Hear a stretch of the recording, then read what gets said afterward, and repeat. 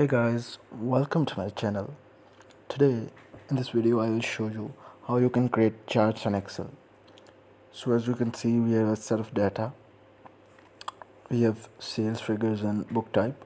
So if we want to create a chart of the sales, we will click on the column B7, for example, on one column, and then go to the insert tab, and from here we can select 2D or 3D charts. As you can see, you can select from a variety of options of 3D charts and 2D charts as you like, as your preference. In this case I will select a 2D chart, and as you can see, the chart is displayed with price on the horizontal plane and book name on the vertical plane. So if we will have to edit it, we can also do it. If, for example, we will press on the plus icon, and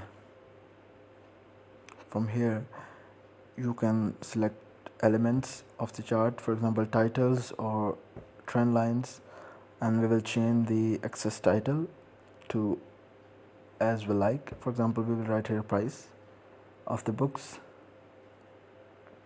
We can also change, for example, trend lines, legends, or error bars, etc., as you like, as the requirement of your data.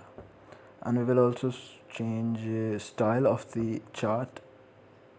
You can make it round, black, thin lines, or thick lines as you want. We can also change the chart colors as you like. Any color you can pick up from as your preference, and you can customize your chart as you like. And you can also customize the categories appearing on the chart on the vertical and horizontal plane, and you can edit it as you like. So guys, that was a quick tutorial of the video. Hope you guys like it. Comment, share, subscribe. Thank you.